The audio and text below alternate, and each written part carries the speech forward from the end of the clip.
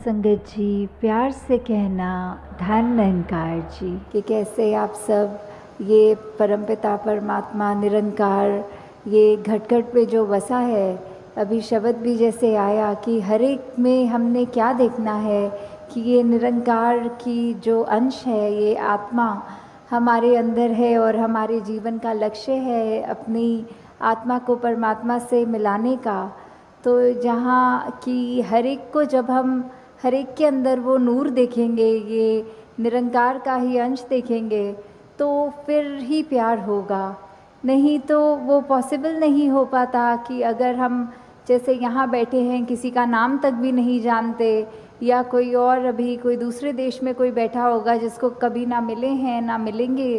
तो कैसे पूरी सृष्टि से ही हम उस तरह प्यार कर सकें।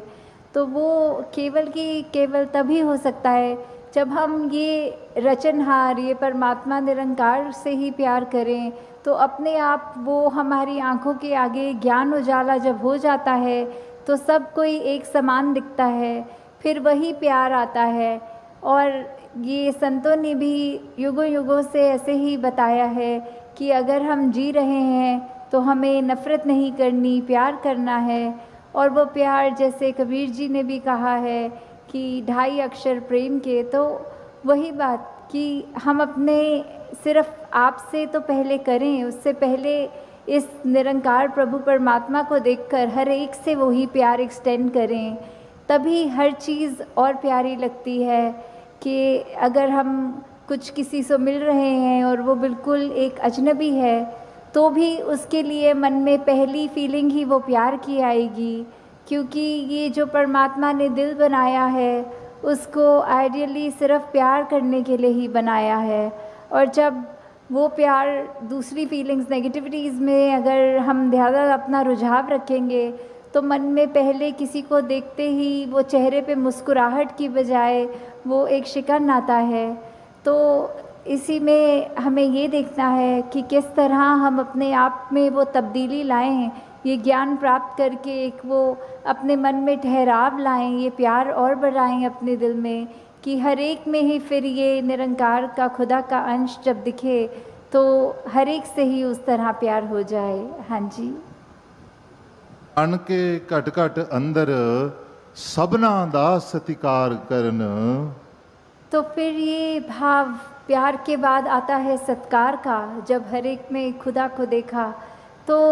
उसमें सत्कार कैसे करेंगे एक दूसरे का, जब हम जजमेंटल नहीं होंगे किसी के बारे में, उनको देखकर कि वो इस तरह के व्यक्ति हैं या इस तरह उनका एक आचरण है, तो वो अपना हमें अनुमान नहीं लगाना, अपने अनुमान के अनुसार अपने दिमाग में नहीं बिठाना कि ये ठीक इंसान है या ये गलत इंसान है। जब वो जिस दिन जजमेंट्स ख़त्म हो जाती हैं तो मन में फिर वो सत्कार की भावना एक आती है हर एक के प्रति, कि किस तरह हर कोई ये सत्कार का पात्र है, क्योंकि इतनी बड़ी दात ये निरंकार परमात्मा जिसके भी हिस्से में है और बाकी भी जो अभी अपरिचित हैं उस ब्रह्म ज्ञान से, तो हर एक में जब वो देखेंगे तो मन सिर्फ वो प्यार करेगा, सत्कार करेगा। और फिर हम हर एक को वो बेनिफिट ऑफ डाउट की जो बात आती है कि अगर किसी ने कुछ हमें गलत भी कर दिया, कोई किसी का कर्म हमें दुख पहुंचाता है,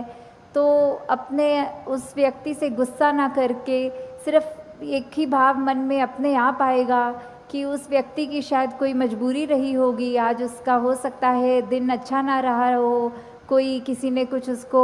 बुरा बोल दिया हो तो इसलिए उसका मन कड़वा हुआ है, इसलिए उसके बोल कड़वे निकले हैं।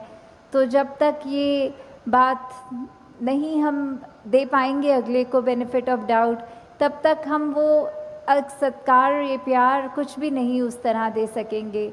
क्योंकि हम अपने आप को तो बहुत जल्दी उस तरह माफ़ कर देते हैं कि चलो ये चीज़ हमसे गलत हो गई, कोई बात नहीं, हम अपने आप को माफ़ कर रहे हैं। पर वही अगर सामने वाला व्यक्ति कुछ अगर गलत करता है तो एकदम से हम उसका एक वो जजमेंट पास करते हैं, हम ये सोच विचार कर लेते हैं कि ये इंसान को तो आज के बाद मुड़कर देखना भी नहीं है। तो हमें इस तरह अपने जीवन में सुधार करना है कि किसी ने अगर कुछ गलत कर भी दिया तो उसके लिए भी मन से यही अरदास करनी है कि दातार कृपा करके ये जो भी कमियां हैं हमारे अंदर दूसरों के अंदर वो दूर होती जाएं और ऐसे ही प्यार और सत्कार जग में बढ़ता चला जाए। हाँ जी। गुण गावण नित ऐसे एक दे ऐसे दा दीदार करन। तो ये जो दीदार की बात होती है, किसका गुण गाना है, किसके दीदार करने हैं, तो वो ये परमपिता परमात्मा निरंकार, ये जो एक ऐसी सत्ता है जो शुरू से है, वो हमेशा से कायम दायम रहने वाली, कि कैसे हम जब तक वो एक निरंकार जो इस तरह से देखा जाए, अगर एक व्यक्ति दूसरे को देख रहा है तो उनकी आँखों के बीच में भी वो है, वो अपनी पलकों से भी नज़दीक है, जैसे बोलते हैं शारक से भी नज़दीक। तो इतना करीब होने के बाद जब वो अपनी आँखों से नहीं खुद देखा जाता, वो संतों का संग करने के बाद ही ये दात प्राप्त होती है, जो अपने लिए तो सुखदायी होती भी है और हमारे जीवन में वो ऐसा एक हमारा पल पल बना देती है कि हर पल में सिर्फ ये निरंकार प्रभु परमात्मा का शुक्रिया निकलता है हर समय, और वो भाव कि इसी के ही हमेशा गुणगान करने हैं। फिर बाकी चीज़ें लगता है कि हैं, सबकी इम्पोर्टेंस अपनी है, पर निरंकार से ज़्यादा इम्पोर्टेंट कुछ नहीं, इस परमात्मा से ज़्यादा ज़रूरी कुछ नहीं। हाँ जी। इसे एक दे नाल जोड़ के बेड़ा जग दा पार करन। तो ये बेड़ा जग का, इससे क्या मतलब हो रहा है? इससे सिर्फ यही बात कि हम जब जीवन काल की यात्रा अपनी जी रहे हैं तो उसमें हमें क्या एक ऐसा जो बोलते हैं कि एक परमानेंट चीज़ क्या है, कि जो सबसे मजबूत चीज़ जिसने वो स्थिर है, उसने कभी हमारे उतार चढ़ाव के साथ उतरना चढ़ना नहीं है। जैसे एक तूफ़ान आता है तो हमें बोला जाता है कि कोई ऐसी चीज़ को पकड़ लो, जैसे पेड़ या कुछ जो अपना ज़मीन के अंदर इतनी मजबूती से जिसकी नींव गड़ी हो, ताकि वो हवा फिर हमें उड़ा नहीं सकती। हमने एक ऐसी स्थिर चीज़ को पकड़ लिया है जिसके कारण हम भी, वो हवाएं हमको उड़ा के नहीं ले जा सकती। तो ऐसे ही जीवन में हम अपने जीवन को तब तक अपना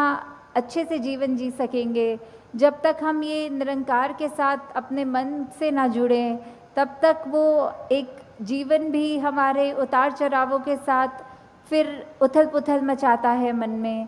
तो निरंकार का ही आसरा लेना है, निरंकार में ही अपनी श्रद्धा रखकर ये वो बात करनी है कि हमें ये अब जो स्थिर चीज़ मिल गई है, जो कभी एक किसी भी सिचुएशन में अपनी जगह से नहीं हिलती, तो हम फिर वो एक मजबूती का और सहारा लेते चलते जाते हैं और हमारा मन भी और सहारा पक्का करके एक विश्वास और बढ़ाकर फिर हमारे जीवन में ऐसे भी कोई कर्म नहीं हो पाते जो अपने लिए भी नुकसानदायक हों और औरों के लिए भी नुकसानदायक हों। हाँ जी। श्वास श्वास इस एक नो सिमरण दूजा कदे त्यावण ना। तो फिर जब एक ये लगन लग जाती है निरंकार के साथ, ये अपने इसको हम हर पल अपने जहन में, अपने ऐसे कर्मों में, अपने भावों में पल पल वो हमें पता भी नहीं लगता कि जिस तरह सांस लेना होता है उसके लिए कोई ख़ास समय अलग से नहीं निकलता, कुछ भी करते हुए हम वो श्वास लेते हैं, वैसे ही ये निरंकार का एहसास हमारे मुख से उस तरह कभी तो शब्द रूप में भी सिमरन निकलता है और कभी अगर कोई अन्य काम में व्यस्त हों तो भी वो एक लिव जुड़ी जिसको बोलते हैं निरंकार के साथ। तो जब वो हो वहाँ पे हम रहें पूरे समय, तो दिन में कुछ भी करते चले जाएं पर लगातार एक चीज़ एक कांस्टेंट रहती है, वो है कि ये निरंकार का एहसास। तो जब तक हम वो सिमरन रूप में अपना नाता निरंकार से और गहरा करते जाएं, जितना अधिक से अधिक हो सके मन में भी करें और बोल से भी सिमरन करें, ताकि वही बात कि ये निरंकार ही है जो सही मायने में सब कुछ है और बिना उसके कुछ भी नहीं, और वो खुद भी सब कुछ होते हुए ना उस तरह दिखता है, पर फिर भी इतने गुण बिल्कुल निर्गुण होते हुए भी। तो हमें भी ये सब ज़्यादा से ज़्यादा ऐसे कोशिश करनी है कि हम बिल्कुल वही गुणों को अपने जीवन में उतार पाएँ, उसी तरह अपने जीवन को चला पाएँ, जिस तरह युगों युगों ने संतों ने चाहा है कि एक कर्म हमारे ऐसे बनते जाएं, एक ऐसा हमारे दिल से दिल का रिश्ता इस निरंकार प्रभु परमात्मा से जुड़े। हाँ जी। कहे अवतार और पूरे गुरसिख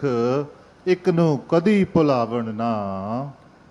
तो फिर ये जो एका है, ये निरंकार की तरफ इशारा करते हुए कि जो भी पूर्ण गुरसिख होंगे, जिनको ये ब्रह्म ज्ञान की दात प्राप्त हो गई और उसके बाद वो अपने अहंकार को तज के ये उस तरह एक सिर्फ इस एक ही के साथ ही जुड़ा हो, चाहे वो किसी भी भाव से हम लेते हों, जो अपनी श्रद्धा से जो भी बुलाना चाहे, तो उसके साथ जब तक जुड़े हैं इसका एहसास करते हुए, तो ही सब कुछ है। नहीं तो वो एहसास जिस पल खो दिया, समझो वो जीवन काल वहीं थम गया, या फिर वो भी नहीं पता लगता कि कब वो पतन की ओर एक हमारे सोच विचार बन जाते हैं। तो हमें किस तरह ये अपने अंदर और मेहनत करनी है कि बस ये एक जो है इसी के साथ और जुड़ते चले जाएं, इसी के साथ अपना हर पल इस तरह बिताएं कि जैसे एक मछली होती है, जब उसको पानी से बाहर निकाल दिया जाता है तो कैसे तड़पती है, वैसे ही जिस पल हमें इस निरंकार का चेता भूले, उसी समय ये तड़प अंदर से अपने आप वो लिव वापस जोड़ दे। तो इस तरह कोशिश करके अपने जीवन को हम एक उस तरह ढालें कि किस में हमें, जहाँ ये निरंकार प्रभु परमात्मा जो अंग संग है, सदा है, कायम है, और उसको ना कोई काट सकता है, ना उसको कोई गीला कर सकता है। एक ऐसा परमात्मा जो शुरू से था और अंत तक है और उसका कोई अंत ही नहीं है। तो वैसे ही हमें भी उसके साथ जुड़ते हुए अपने जीवन को भी और सुधारना चाहिए। आपका ये निरंकार के आगे अपनी अहंकार को तजते सिर्फ एक वो शीश झुकाकर, एक चेहरों पे मुस्कुराहट रखकर, ये जो अंदर और सीखने की भावना कि एक गुरसिख का तो जीवन ही यही है कि हर पल सिर्फ सीखना ही सीखना है। तो वो उसी भाव से जब एक मर्यादित रूप में सत्संग होती है और सारी वो बातें सबकी सुनी जाती हैं, तो अपना मन जहाँ हमारा और साफ होता जाता है, जीवन में अच्छे गुण आते रहते हैं, और उसी तरह हम एक और खूबसूरत ये इंसान बनते हैं। हम खुद भी इस मिशन के साथ जब जुड़े हैं, तो ये निरंकारी मिशन का हम एक एक व्यक्ति, हम यहाँ एक एक महापुरुष अपने जीवन को उस तरह सुधार के रखें कि एक समाज में भी अगर कहीं जाएं तो सबके मन में यही लगे कि इस व्यक्ति के जैसे बनना है, इसके पास एक ऐसी दात है जो उसको एक हमेशा बाकियों से अलग दिखाती है। तो इस तरह हमारे कर्म ही जब वो प्रचार का रूप ले लें, हमारी भाषा ही प्रचार का रूप ले ले, हमारे सोच ही प्रचार का रूप ले ले, तो फिर हमारा ये जीवन काल जब तक है और उसके बाद जैसे लोक सुखी प्रलोक सुहेला, तो किस तरह ये जीवन भी जीते हुए हमने जहाँ वो ह्यूमन वैल्यूज़ को रखना है, एकत्व, भाईचारा, मिलवर्तन, करुणा, दया, ऐसे अनगिनत जो भी है वो तो रख कर अपने जीवन में हर पल जीवन को जीना है। और उसके बाद ये ब्रह्म ज्ञान जो इस जीवन काल में हमें मिल गया है, वो दात को हमें हर पल ऐसे याद रखना है कि कभी भी अगर अंत समय हो तो वो दात हमें हमसे छिन ना जाए। उसको, निरंकार को ऐसे संभालते हुए हर पल निरंकार का एहसास रखना है, और उसके बाद सिर्फ वही एक दात है जो बाद में भी हमारे साथ आगे जानी है। तो दासी और समय ना लेके इन्हीं शब्दों से आपसे आज्ञा चाहेगी। साथ संगत जी, धन निरंकार जी।